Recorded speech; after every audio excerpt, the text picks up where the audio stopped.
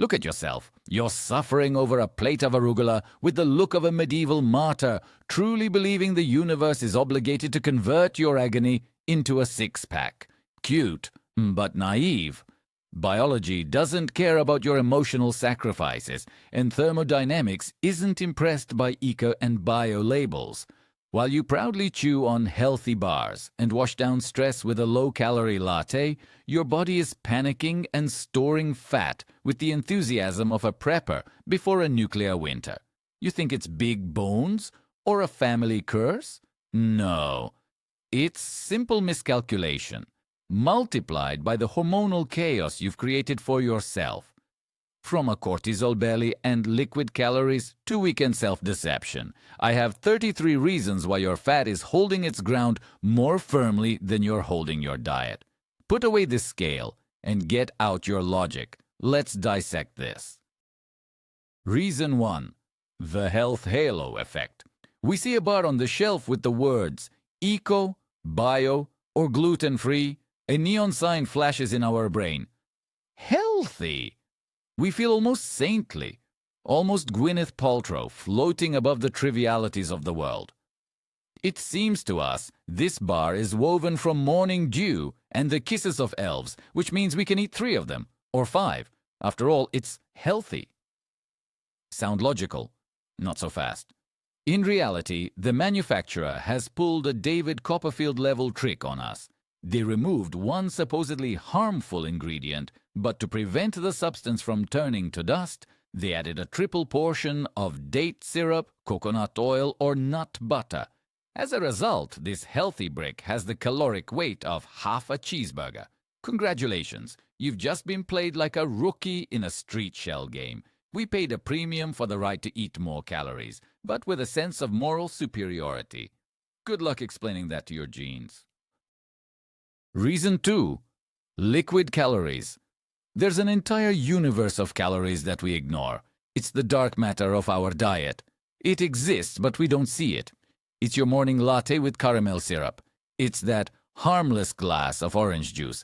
It's that trendy smoothie. In our minds, it's just liquid, water, not food. We didn't chew it, right? Seriously? One large caramel latte is 450 calories. That's a full meal of chicken breast and buckwheat. Except it has no protein or fiber, just sugar and fat. It's the energy equivalent of a dessert that we drink in 5 minutes on the way to work, without even noticing. It's like filling up your car, but the meter on the pump is invisible. You just keep pouring and pouring, and then wonder why the tank is full but your wallet is empty. Well, our stomach is that tank. And liquid calories are the most expensive and useless fuel in the universe. Reason 3. Lack of sleep is the night manager of your fat factory. We're used to thinking that sleep is for the weak, that a real hero like Batman sleeps for 4 hours and saves the world. But our body is not a resident of Gotham. When we sleep less than 7 hours, a real hormonal drama unfolds inside us. The level of ghrelin, the hunger hormone, skyrockets like a new cryptocurrency. It screams at our brain, "We're going to die! We need energy now, preferably in the form of that croissant over there." At the same time, the level of leptin, the satiety hormone, sinks to the bottom like the Titanic. It was supposed to say, "Dude, we're full, it's okay," but no one hears it. As a result, we wake up with a physiological, animalistic desire to eat. This isn't a lack of willpower, it's biochemistry. Your body is literally sabotaging all your dietary efforts because it thinks the apocalypse has arrived. And it's right. The personal apocalypse of your metabolism. Reason 4. The cortisol belly. Meet your main enemy, chronic stress. This isn't the adrenaline rush you get when you're running from a saber-toothed tiger. It's a monotonous daily hum. Deadlines, traffic, mortgages, the news. Our ancient brain doesn't see the difference between a tiger and a boss. In response to any threat, it releases cortisol, the fight-or-flight hormone. And this hormone is a first-class hoarder. Its favorite activity is creating a strategic reserve for a rainy day. And the most convenient place for this warehouse, in its opinion, is the abdomen. Belly fat isn't just fat, it's cortisol fat. It's metabolically active. It's like a little evil goblin sitting inside us, ruining our lives. We can do crunches until we're blue in the face, but as long as we live like a character in Groundhog Day, where every day is stressful, this goblin will only grow. It's your personal life raft. Only it's not pulling you up, it's dragging you down. In you. Reason 5. You're eating too little. Sounds crazy, right? To lose weight, you need to eat less. But there's a catch. A trap that 90% of beginners fall into. Imagine your body is a smart home with an energy-saving system. As long as you give it an adequate amount of calories, say 1500, it works calmly. The lights are on, the music is playing, fat is being burned. But as soon as you cut its supply to 1000 calories or less, the system engages an emergency protocol. The internal computer decides the owner has gone mad. A famine has begun. Immediately slow down all processes. Your metabolism plummets. You have no energy. Your brain is foggy, and fat burning stops completely. The body will cling to every gram of fat like Gollum to his precious. It will burn muscle, water, anything, but not the strategic reserve. This is a defense mechanism developed over millions of years of evolution. Congratulations! You tried to cheat the system, and instead, you put it into sleep mode. Reason 6. The weekend mistake. 5 days a week, we are Spartans. We eat chicken breast and lettuce. We proudly refuse the cookie at the office. We create a calorie deficit. We feel like heroes. On Friday evening, the scale shows a loss of 1 kilogram. Victory. And then the weekend comes. A small celebration. A reward for our suffering. And all hell breaks loose. Saturday pizza with friends. Sunday cake at mom's. A couple of glasses of wine. We deserved it. In our minds, this is just relaxing. But in reality, in 2 days, we eat a surplus that more than covers the entire week's deficit. It's like building a sand castle for 5 days and then summoning a tsunami on Saturday. All your work, all your suffering, down the drain. On Monday morning, the scale shows an extra 500 grams, and in despair, we go on an even stricter diet. Welcome to the vicious cycle of dieting hell. Reason 7. Hidden oil. We meticulously weigh our chicken breast. We count every piece of pasta. But there's an invisible enemy, a silent saboteur, the oil we fry with, or the dressing for our salad. What's a little drop? We think. And now for some first-grade math. 1 tablespoon of olive oil is 120 calories. That's like a small chocolate bar. When we fry cutlets, how much oil goes into the pan? And how much do we pour by eye into the salad? 2 spoons? 3? There you have 360 calories out of nowhere. That's the calorie count of a Snickers bar. We ate a light vegetable salad. But in fact, we devoured a dessert. The oil is absorbed into the food like water into a sponge. It becomes a part of it, but it's not in our food diary. These are ghost calories. Like in Ghostbusters, only they don't end up in a trap, but on our sides. And then we wonder why salads are making us fat. Reason 8. Thyroid problems. Sometimes the problem isn't our laziness or love for buns. Sometimes the main regulator inside us is broken. The thyroid gland is the gas pedal of our body. It produces hormones that control the speed of our metabolism. If it works normally, the metabolism is brisk like a racer on a track. But if we have hypothyroidism, meaning the thyroid function is reduced, that gas pedal is flawed. The metabolism slows down to the speed of a hibernating turtle. The body stops spending energy. It only accumulates it. You can eat nothing but water and parsley, but your weight will stay the same or even increase. You'll feel tired, run down, and bloated. It's like trying to start a car with a dead battery. You can turn the key as much as you want, but nothing will happen, and no diet will help here. First, you need to fix the engine, and only then think about tuning. Reason 9. Insulin resistance. This word sounds like a spell from Harry Potter, but it's a harsh reality for millions. I'll explain it simply. Every cell in our body has a door for glucose, and insulin is the key that opens this door. When we eat carbohydrates, the pancreas releases insulin. It runs to the cell, opens the door, and glucose enters, providing energy. But if we constantly bombard our body with sugar, the cells get tired. They change the lock on the door. Insulin can no longer open it with its old key. This is insulin resistance. The cells are starving, even though there's plenty of sugar in the blood. What happens next? The hungry cells send an SOS signal to the brain. Give us food! The brain makes us crave sweets. We eat. There's even more sugar. But the cells are still hungry. A vicious circle. The body panics and stores all the excess sugar as fat. This is a pre-diabetic state, and losing weight in this condition is almost impossible. Reason 10. We confuse thirst with hunger. In our brain in the hypothalamus, the centers responsible for hunger and thirst are in neighboring offices, and sometimes their wires get crossed. The body sends a signal, I need fluid, but the brain, like a bad secretary, interprets it as, he wants to eat, and we go to the refrigerator instead of the water cooler. We eat a sandwich when all we really needed was a glass of water. The feeling of hunger is temporarily dulled, but the body still hasn't gotten what it wanted. In half an hour it will send the signal again. And we'll go eat again. This is a classic cognitive error. We're trying to hammer a nail with a microscope. The next time you feel like snacking between meals, try an experiment. Drink a glass of warm water. Wait 15 minutes. In 9 out of 10 cases, the hunger will disappear without a trace. It wasn't hunger, it was just thirst dressed up in its costume.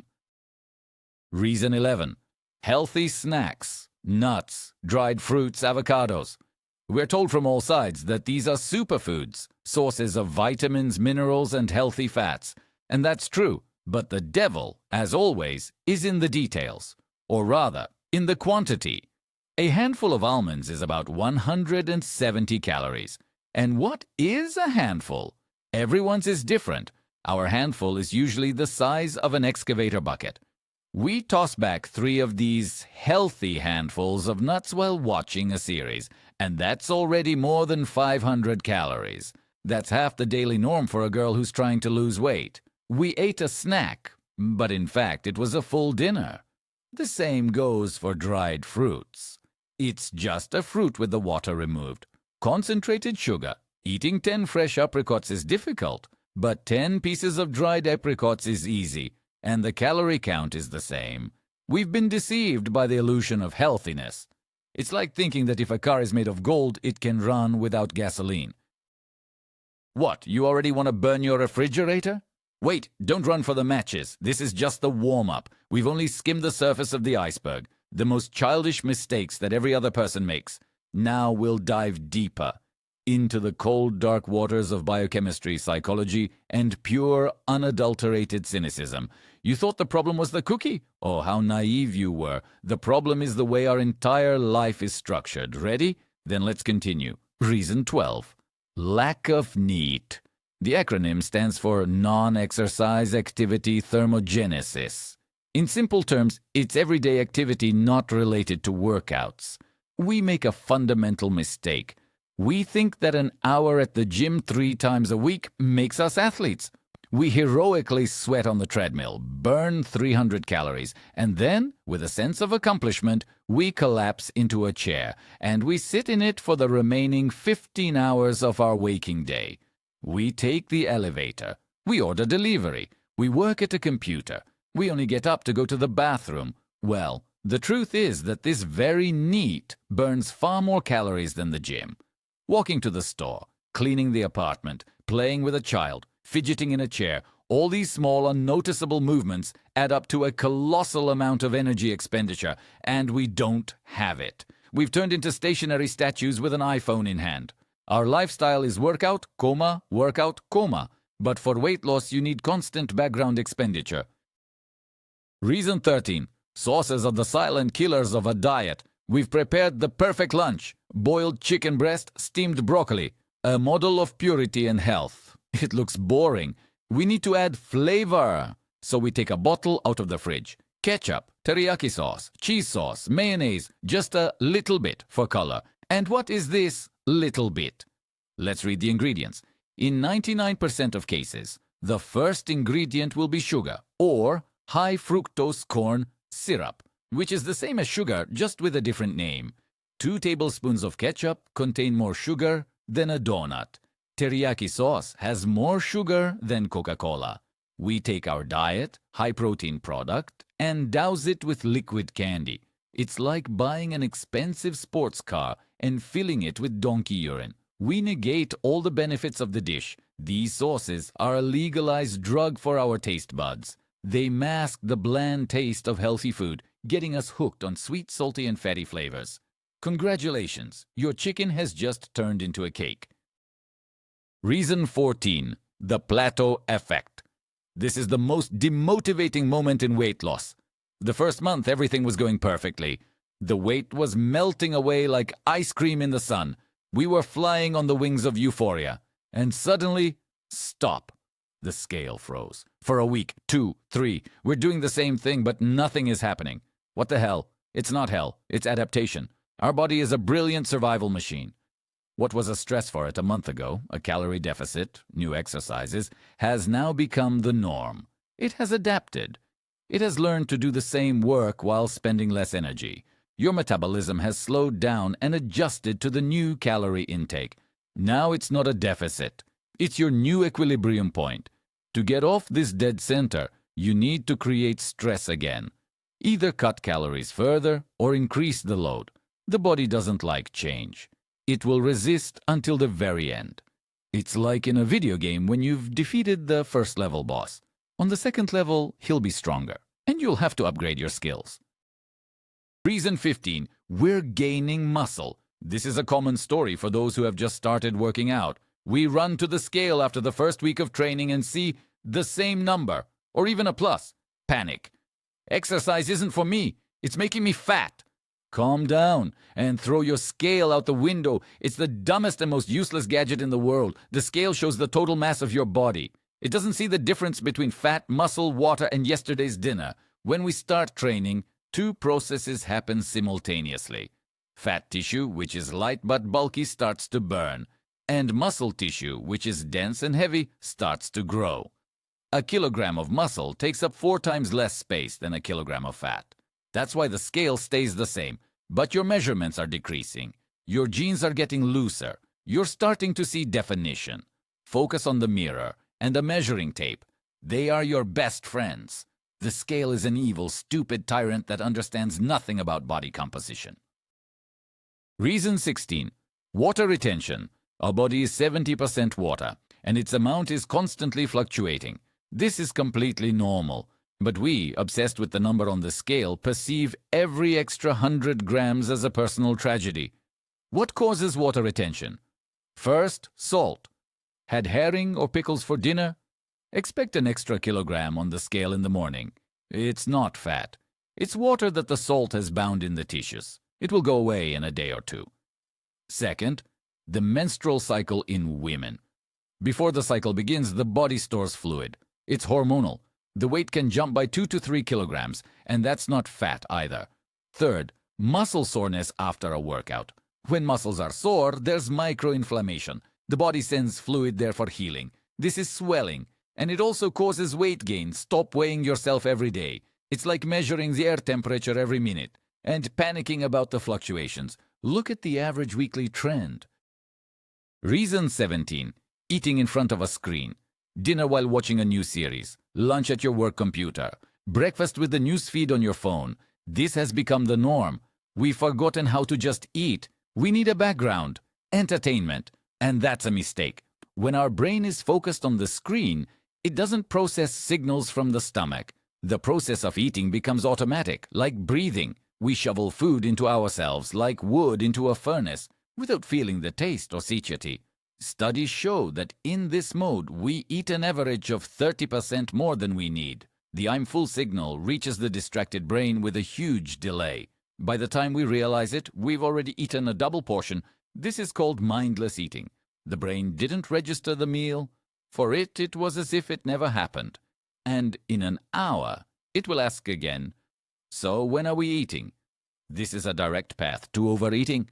Like in The Matrix, only instead of virtual reality, It's a TV series, and instead of a nutrient slurry, it's real food.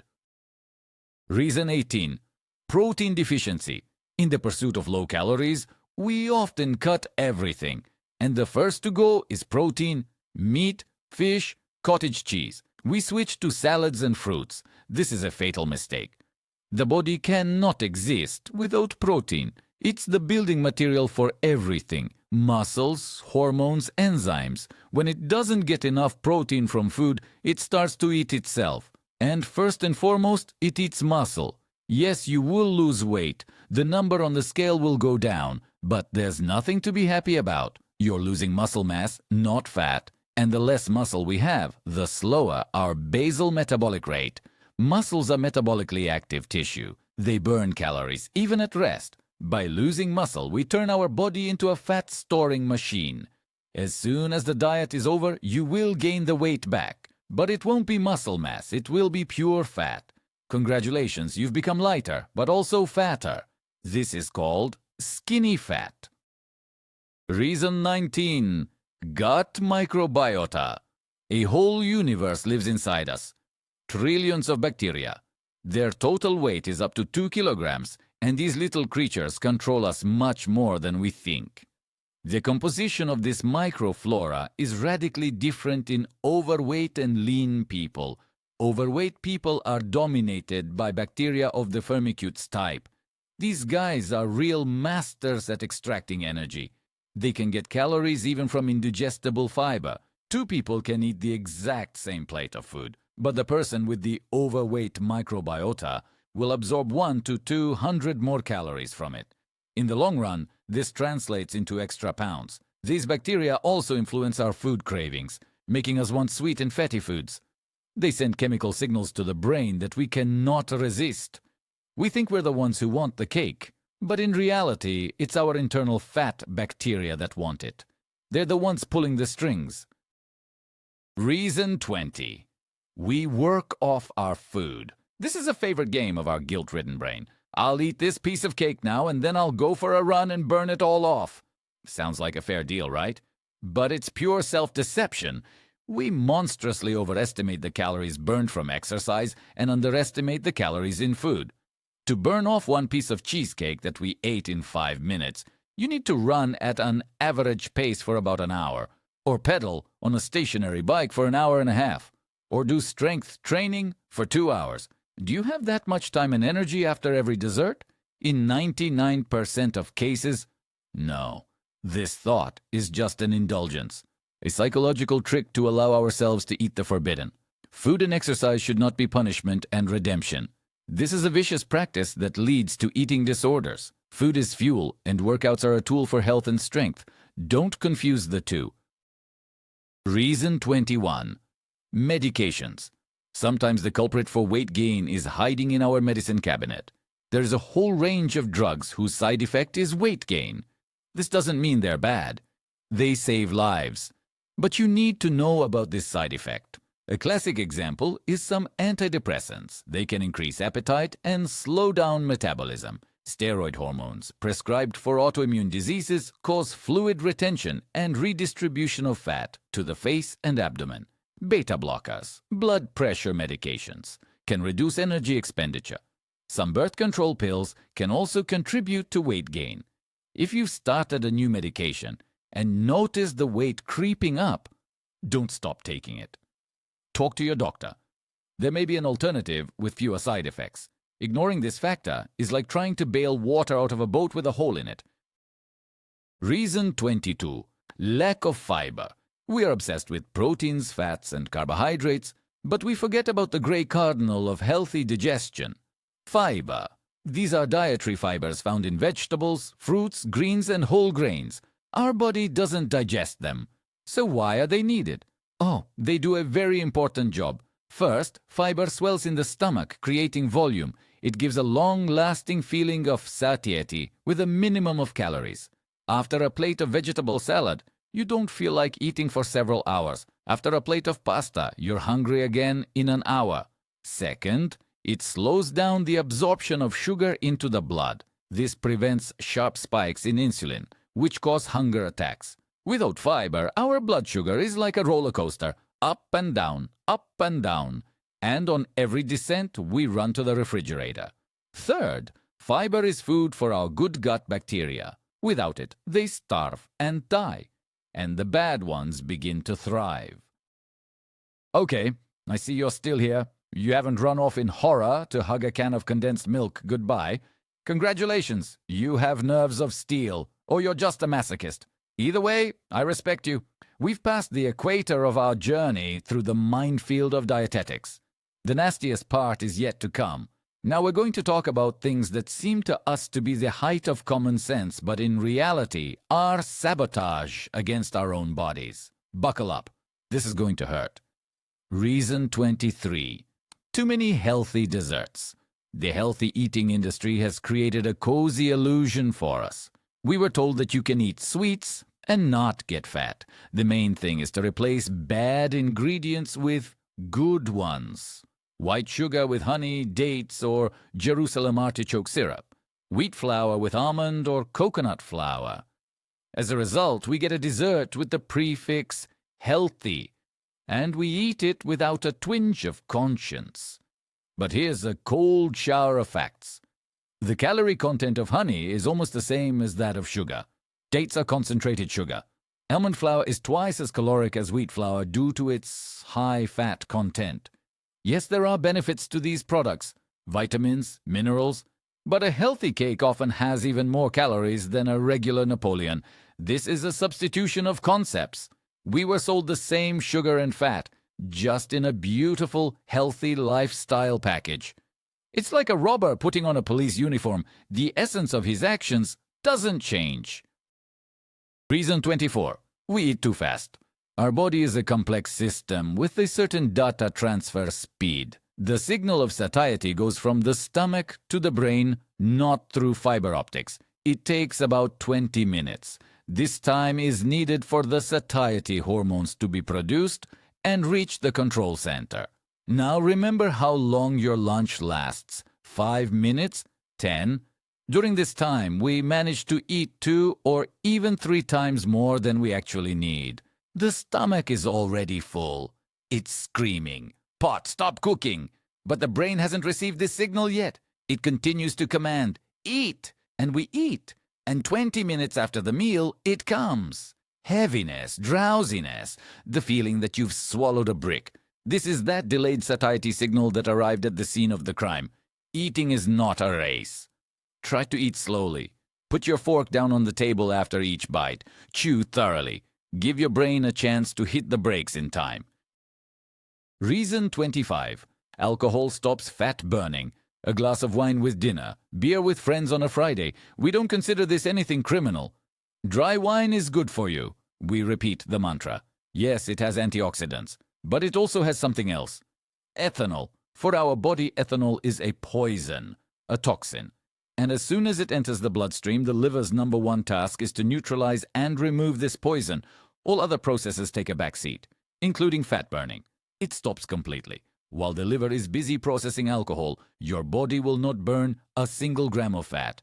Everything you eat with alcohol will, with 100% probability, go straight to your fat stores. In addition, alcohol is caloric in itself, and it brutally stimulates appetite, turning off the control centers in the brain. As a result, we drink, we eat a lot, and at the same time, we block fat burning. The perfect storm for weight gain. It's like trying to run a marathon with the weight tied to your leg. Reason 26.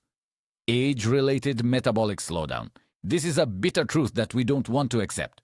We can't eat at 40 the same way we did at 20 and stay in the same shape. After the age of 30, nature launches a process called sarcopenia. We begin to lose muscle mass, about 3 to 5% every decade, unless, of course, we do strength training. And as we remember, muscles are the main consumer of calories in our body. Less muscle means a slower basal metabolic rate. Every year, our body requires less and less energy to maintain vital functions. But our eating habits remain the same. We continue to eat the same portion size as we did 10 years ago. But now, it's a surplus for us. This small daily surplus of 50 to 100 calories imperceptibly turns into an extra 2 to 3 kilograms per year. It doesn't happen in one day. It's a slow, creeping advance of fat. Time is a ruthless enemy of our waistline. Reason 27. The temperature in the house. What's the connection, you might ask? Well, there is one. Our body spends a huge amount of energy maintaining a constant body temperature, about 36.5 degrees. This process is called thermogenesis. If it's cold around, the body has to actively burn calories to keep warm. But we live in an era of total comfort. Central heating in winter, air conditioners in summer. We are constantly in a narrow range of comfortable temperatures, 22 to 24 degrees. Our body doesn't have to strain to warm up or cool down. It saves energy. Studies show that people who live in cool rooms have a more active metabolism. A little discomfort makes the metabolism work. We have created greenhouse conditions for ourselves, in which our internal heater has simply been turned off as unnecessary. This is another small detail in the piggy bank of a slowed metabolism. Reason 28. We are dishonest with ourselves. We can keep the most detailed food diary, record every crumb, but double-blind controlled studies show a terrible thing. People systematically underestimate the amount they've eaten, on average by 30 to 50%, and they overestimate their physical activity. This doesn't happen because we are malicious deceivers. It's a cognitive bias. Our brain protects us from the unpleasant truth. We forget about the candy we ate at a colleague's desk. We don't count the spoonful of sugar in our coffee. We mentally reduce the portion size. We think we ate 100 grams of cottage cheese, but in reality it was 200. We think a walk with the dog is cardio, but in reality we were barely dragging ourselves along, buried in our phone. We lie to ourselves to save face, but our body cannot be deceived. It, unlike us, counts everything down to the last calorie. Pinocchio would be delighted with our diaries. Reason 29. Vitamin D deficiency. We are used to thinking about it only in the context of bone health, but it's not just a vitamin. It's a pro-hormone that is involved in hundreds of processes in the body, and one of them is the regulation of fat metabolism. A low level of vitamin D is directly linked to the accumulation of fat tissue, especially in the abdominal area. The mechanism is not fully understood, but the link is clear and proven. We live in latitudes where there is not enough sun for most of the year. We spend our days in offices. We use sunscreen. As a result, almost all residents of our latitudes have a deficiency of this vitamin. We can eat perfectly and exercise regularly, but if the body lacks this important element, the weight loss process will be much slower. It's like building a house but forgetting to bring cement to the construction site. It seems that all the other materials are there, but the work is at a standstill. Reason 30. Frequent small meals. For decades we were told, eat often and in small portions to boost your metabolism. 5 to 6 times a day, snacks between main meals. For some people, this works, but for many, especially those with insulin resistance, it's a road to hell. Every meal, even the smallest one, causes an insulin spike. If we eat every 2 to 3 hours, our insulin level remains constantly high, and insulin is an anabolic hormone. Its main task is to store. While insulin is high in the blood, the process of fat breakdown, lipolysis, is completely blocked.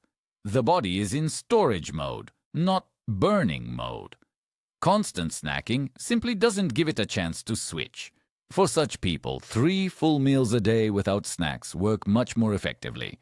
This gives insulin time to drop and allows the body to finally get to its fat reserves. Reason 31. Fructose doesn't provide satiety. We think that fruits are a completely harmless food.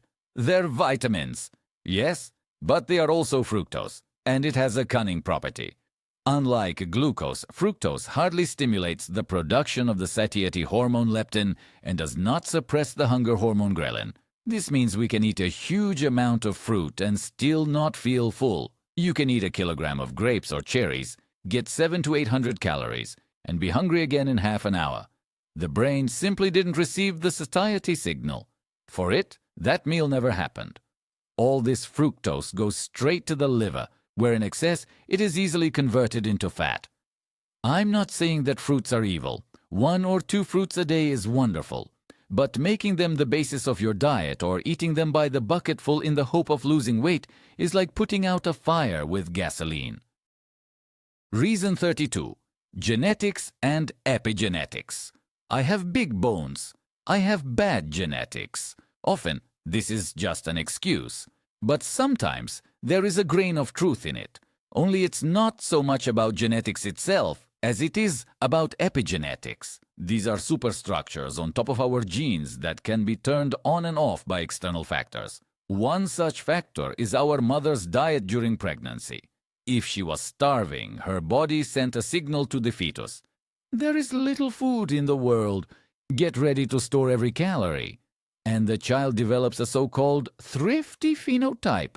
Their body will be programmed for the most efficient fat storage. The same thing, paradoxically, happens if the mother overate and was overweight. This is also a stress for the fetus. We are born with presets that we didn't choose. It's not a sentence, but it means that we will have to put in twice as much effort as the guy whose mom ate a balanced diet. Reason 33. We are too obsessed. We turn weight loss into the center of the universe. Every calorie is counted. Every morning is a control weigh-in. Every deviation from the plan is a tragedy. We live in a state of permanent psychological pressure. And what is pressure? That's right, it's stress. And what does stress do? It raises cortisol. And what does cortisol do? It makes us store belly fat. The circle is complete. Sometimes, to get off the dead center, you just need to let go of the situation. Stop weighing yourself every day. Stop demonizing food. Allow yourself to live. Strangely enough, it is often at this moment, when we remove this monstrous tension from ourselves, that the body relaxes and begins to let go of the excess. No one has cancelled psychosomatics. Our body and our head are inextricably linked. Sometimes the main weight that prevents us from losing weight is not on our waist, but in our brain. But you know, there's one more reason. The 34th, the most important one. It's advantageous for us to be unhappy. We like to suffer. We revel in our struggle with excess weight. It gives us something to talk about. It gives us an excuse for all our failures. I can't find a good job / build a relationship / be happy because I'm overweight. It's a convenient screen behind which you can hide your real fears. And what if you lose weight? What then? Will you have to admit that it wasn't about the weight? Will you have to start living, acting, taking risks? That's scary. It's much easier to stay in the cozy swamp of struggle. So think about it. Maybe you're not losing weight because you have a slow metabolism, but because you just don't need to. That's the truth. It stings, but it's sobering. Now that you know everything, you have a choice. Continue playing this game or get out of it. Subscribe to the channel. We don't do pity here. We do healing. Surgically, without anesthesia.